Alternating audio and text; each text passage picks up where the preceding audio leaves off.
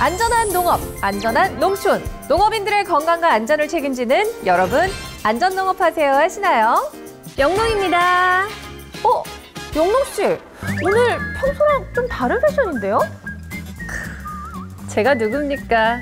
여러분, 안전농업하세요의 예습둥이 아니겠어요? 자, 오늘 우리가 다룰 주제가 지금 제 복장과 관련이 있다고요. 뭔지 감이 오시나요? 자, 오늘의 주제 확인해 보겠습니다. 우선 우리 농업인분들에게 주로 발생하는 감염병부터 살펴보겠습니다. 진드기와 설치류를 매개로 하는 감염병이 많은데요. 먼저 진드기 매개 감염병부터 알려드릴게요. 많이들 알고 계시는 쯔쯔가무시증과 중증 열성 혈소판 감소 증후군이 대표적입니다. 각각 쯔쯔가무시균에 감염된 철 진드기 유충에 물리거나 중증 열성 혈소판 감소 증후군, 즉 SFTS 바이러스에 감염된 참 진드기에 물려 전파됩니다. 두 진드기 모두 풀이 무성한 환경을 좋아하는 만큼 농경지의 분포에 있기 쉬워서 농업인들이 노출될 가능성 역시 높다고 해요. 쯔쯔가무시증은 10월에서 12월 사이에 집중적으로 발생하는 감염병입니다. 쯔쯔가무시증에 걸리면 갑작스럽게 열이 나고 오한, 두통, 근육통, 기침, 구토 등이 나타납니다. 이런 증상이 진드기에 물리고 바로 나타나는 건 아니고요. 물린 후 1주에서 3주 정도의 잠복기를 두고 나타납니다. 털진드기 유충은 크기가 매우 작아서 눈으로는 찾아낼 수 없습니다. 다만 이것에 물리고 나면 물린 곳에 상처가 생기고 시간이 지나면 검은 딱지가 남습니다. 이 검은 딱지는 진드기에 물린 후 2, 3주 후에 나타나는데 크기가 엄지손톱만 해서 육안으로 확인이 가능합니다. 이 검은 딱지가 쯔쯔가무시증 진단에 매우 중요한데요. 주로 피부가 겹치고 습한 부위에서 잘 발견되니까요. 사타구니, 겨드랑이, 오금쟁이, 허리나 가슴 부위, 머리카락 속, 귀 주위 등 온몸을 샅샅이 살펴봐 주십시오. 특히 농사일을 한 뒤로는 적어도 3주 동안 앞서 말씀드린 증상은 없는지, 검은 딱지가 생기지는 않았는지를 관찰하고 확인하는 게 중요하겠습니다. 중증 열성 혈소판 감소 증후군, 즉 SFTS는 9월에서 10월 사이에 주로 발생하는 것으로 알려져 있지만 요즘은 봄, 여름에도 많이 발생하고 있습니다. 따라서 풀이 자라있는 기간, 즉 겨울을 제외한 모든 계절에 항상 조심하셔야 합니다. 잠복기는 4일에서 15일이고 초기에는 고열을 비롯해 오심, 구토, 설사, 식욕부진 등의 소화기 증상이 주로 나타납니다. 참 진드기는 크기가 2cm 정도인데다 흡혈 기간도 일주일 내외로 길기 때문에 몸에 진드기가 붙어 있는지를 찾아내서 제거하는 것으로 감염 확률을 낮출 수 있습니다.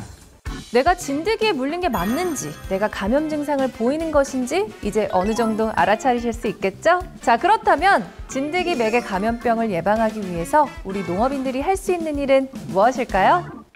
진드기 매개 감염병의 가장 확실한 예방법은 진드기와의 접촉을 차단해서 물리지 않는 것입니다. 그러려면 농작업을 할 때 피부 노출을 최소화한 복장을 갖추는 게 중요한데요. 모자, 목수건, 긴팔과 긴바지, 토시, 장갑, 양말, 장화 등을 착용해 주시고요. 이때 소매는 토시로 단단히 여미고 바지는 양말 안으로 집어넣어서 착용하는 게 좋습니다. 농작업 전에 진드기 기피제를 충분히 뿌리는 것도 중요한데요. 제품의 효과 지속 시간을 확인하고 그 시간 간격에 맞춰 뿌려 주십시오. 농작업 중 휴식 시간에는 맨바닥에 앉기보다 돗자리를 사용하는 게 좋습니다. 또 농작업 후에는 다른 세탁물과 분리해 작업복만을 단독 세탁하고 전신 샤워나 목욕을 해야 하고요. 몸을 씻을 때 진드기에 물린 상처나 검은 딱지가 없는지도 꼼꼼하게 살펴봐 주십시오. 한 가지 더! 피부를 물고 있는 진드기를 발견했을 땐 어떻게 해야 할까요? 진드기의 주둥이는 톱니나 낚싯바늘 모양이어서 웬만해서는 제대로 제거하기가 어렵습니다. 따라서 가까운 의료기관에 방문해 제거하는 것이 가장 확실하고 안전한 방법이라는 것 기억해 주세요. 자, 농촌에서 자주 발생하는 감염병 두 번째, 바로 설치류 매개 감염병인데요. 신증후군 출혈열과 렙토스피라증이 대표적입니다. 두 질환 모두 쥐 같은 설치류에 의해 주로 매게 되는데 신증후군 출혈열은 등줄쥐, 렙토스피라증은 들쥐에 의해 주로 매게 됩니다. 감염 경로도 중요하겠죠? 신증후군 출혈열은 감염 경로가 다양합니다. 바이러스에 감염된 설치류의 타액이나 소변, 분변으로 바이러스가 배출되면 공기 중에서 건조돼서 먼지처럼 호흡기를 통해 전파되기도 하고요. 상처난 피부, 눈, 코 등으로 감염될 수도 있어요. 또 감염된 동물에 물려서 전파될 수도 있습니다. 렙토스피라증은요, 직접적으로는 렙토스피라균에 감염된 동물의 소변을 삼키거나 그것이 상처난 피부에 닿았을 때, 또 감염 동물의 소변에 오염된 물이나 토양을 통해서도 간접적으로 감염될 수 있습니다. 신증후군 출혈열은 1년 내내 발생하지만 특히 가을철 수확기에 집중적으로 발생하고 있습니다. 잠복기가 5일에서 42일이고요.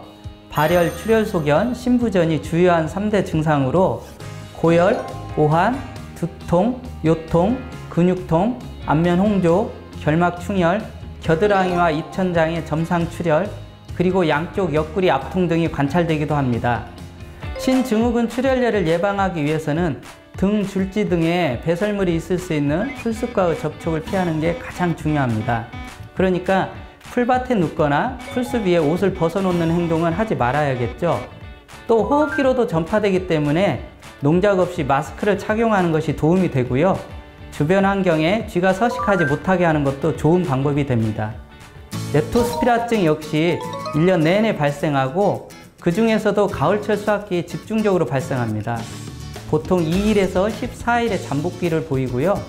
무증상 또는 가벼운 감기 증상부터 중증 증상까지 다양하게 나타나는데 초기 증상으로는 고열, 두통, 오한, 근육통, 구토, 황달, 저간, 복통, 설사 발진 등이 나타날 수 있습니다. 하지만 대부분 경증의 비황달형을 보이니까요. 지나친 두려움은 갖지 마시기 바랍니다. 렙토스피라증은 피부 상처나 눈과 코의 점막을 통해서 감염되는 경우가 대부분이므로 벼 세우기, 벼베기 등의 추수 작업을 할 때 피부 노출이 없는 작업복과 장화, 마스크를 반드시 착용해야 합니다. 자, 오늘 알아본 감염성 질환 모두 가을에 찾아오는 불청객인데요. 다행인 건 우리가 조금만 주의를 기울이면 어느 정도 막을 수 있다는 겁니다. 가을은 농촌이 수확 작업으로 아주 바쁜 시기입니다. 하지만 오늘 알려드린 감염성 질환의 주의사항과 예방법을 꼭 지켜서 건강한 수확철 보내시길 바랍니다. 그럼 영농 씨와 저는 다음 이 시간에도 농업인 분들에게 도움이 되는 정보를 들고 찾아오겠습니다. 그때까지 안전농업! 안녕!